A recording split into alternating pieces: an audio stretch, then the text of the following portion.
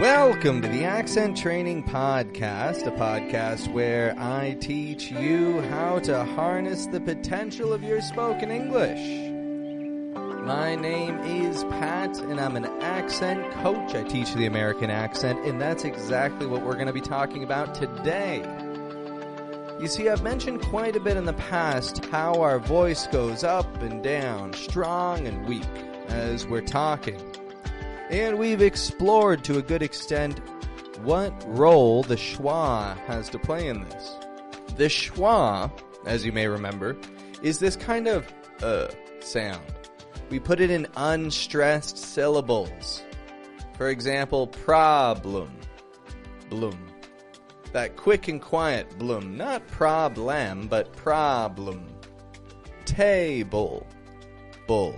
Not table or table, but table. That's a schwa with a dark L, but you get the point. We've also seen how schwa, which is the most commonly used sound in spoken English, appears in the most commonly used word in spoken English. The word the cup, the car. Lock the door, the door. Let's give that schwa a little bit more direction today. And let's talk about schwa-r sounds. That's right, the combination of a schwa with an R. Now that may be familiar to you.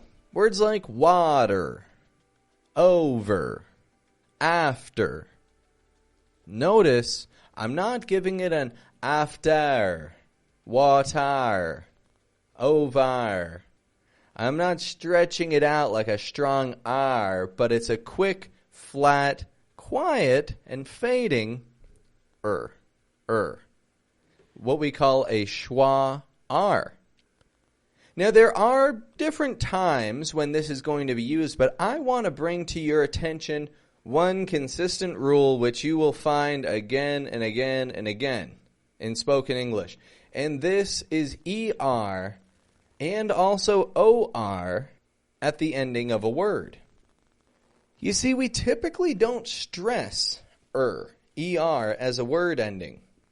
The sound is always flat, low in pitch, it's very quick and quiet, and we don't want to add in extra vowel sounds. We don't want R or just Words ending in ER, and as I said, OR, have this unstressed sound. Now, there are different habits that folks have when this sound comes up. Some people will take on just the British sound, and they'll just give it an water, over. It's over there, over. If you do that, well, you're just using the schwa sound, aren't you? And believe me, I fully understand how that's easier, But that's a habit that we are going to work on changing a little bit today. Another thing I've noticed, speakers of Spanish and Portuguese, and probably Italian as well, will extend the vowel sound here, and will give us an or air. Simply because you're seeing an E beside the R, and so you may be thinking to yourself, I need to stretch that out. It's an E. I've got to pronounce a regular E. Air. Again, it's a little too strong for this unstressed syllable. And so we're going to work on replacing that E with just a quick and quiet schwa sound and make that habit consistent in your spoken English. Now, before we get into that lesson, I've just got to tell you folks, if you haven't already, make sure that you hit subscribe. Hit subscribe to this podcast. Give the episode a thumbs up, a like, or whatever you can do on the app that you're watching. Do what you can to support this show because, well, more and more people find it that way. You get updated as soon as new stuff comes out. Everybody's happy. I get more listeners. You get more lessons for free.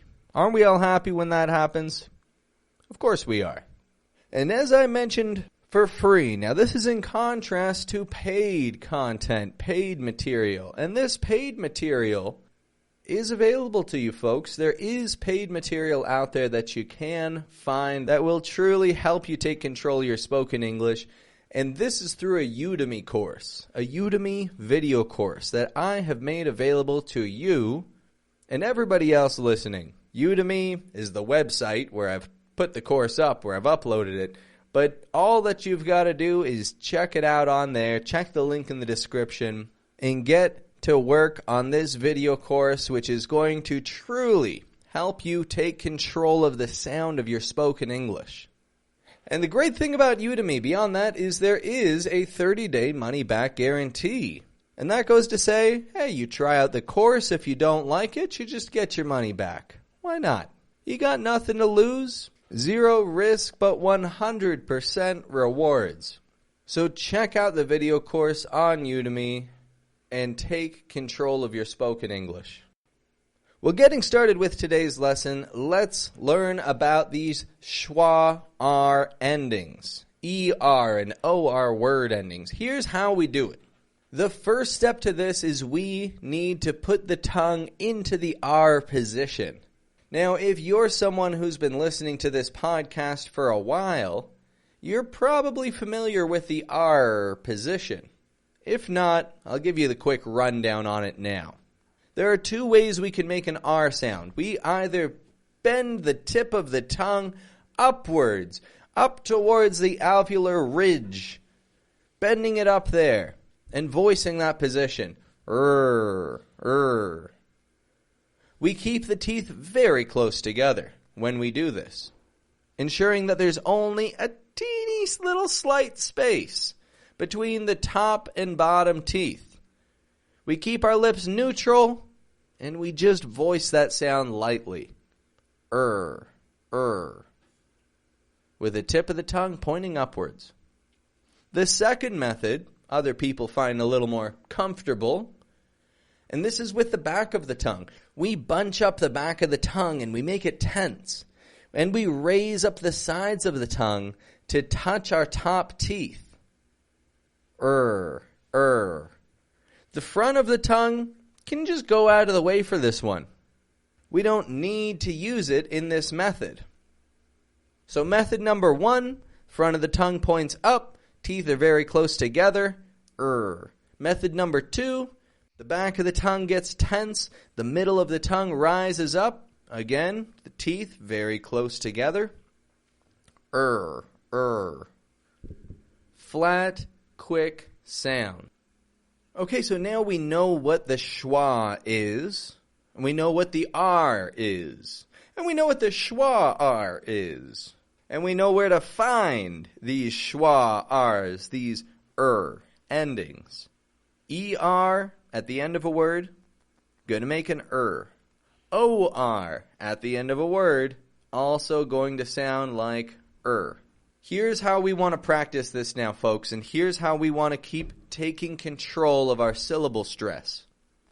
I want you, my listener, to repeat after me, and what we're going to do is just look at a few 2-syllable words here, some quick, short words with only 2 syllables, and we're going to make the first syllable real strong. We're going to exaggerate it. And then the second syllable, we're going to have it kind of drop down. It's going to be quick, flat, fading sort of sound. So repeat after me. Over. Strong, weak. Over. Here's another one. Answer.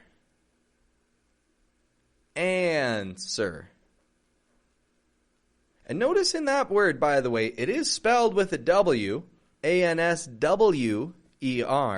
The W is not pronounced, my friend. A lot of people force that W in there and get an answer.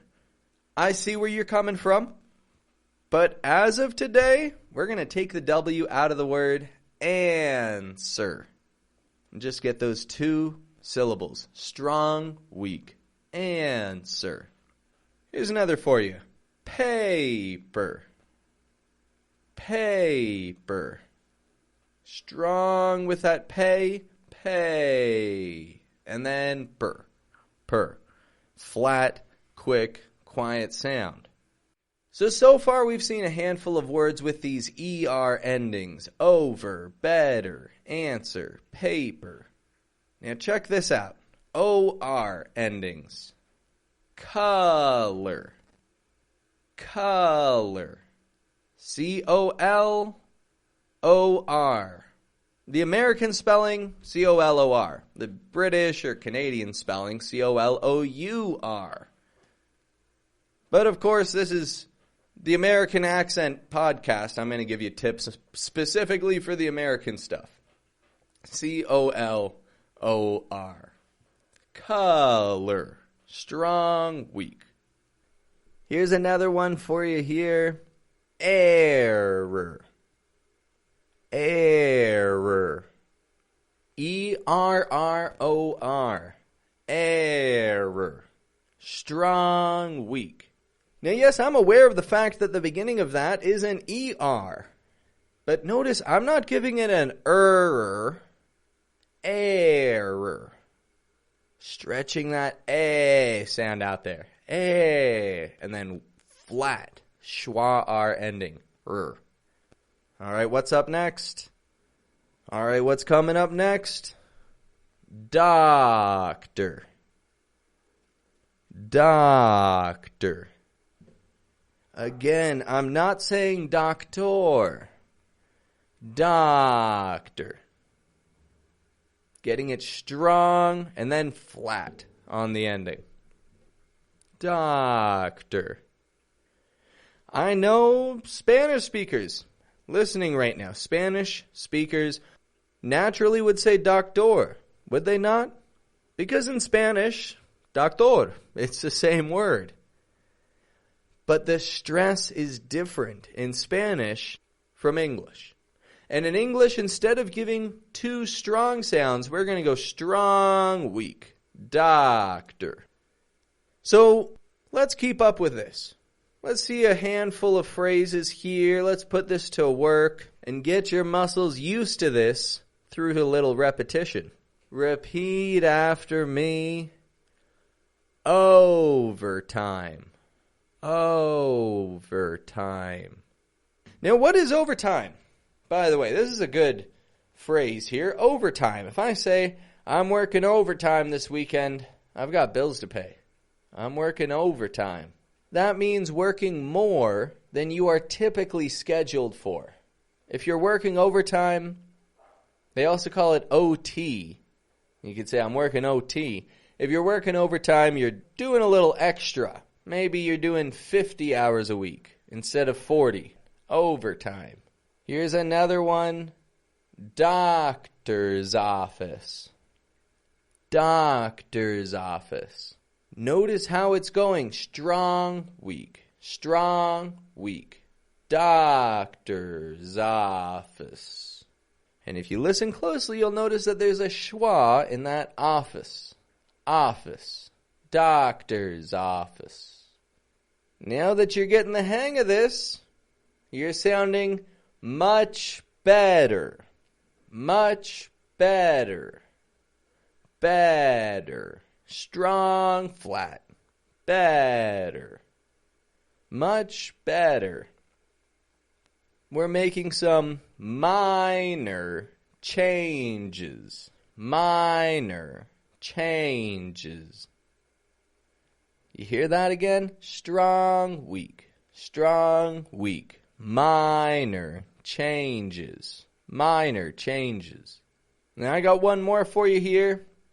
Computer monitor.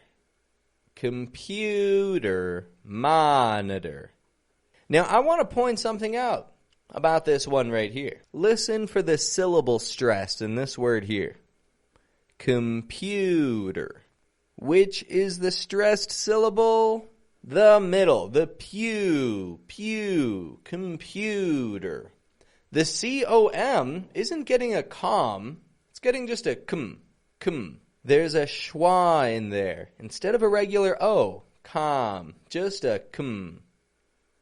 Pewter. And then a schwa R ending. How about monitor? monitor.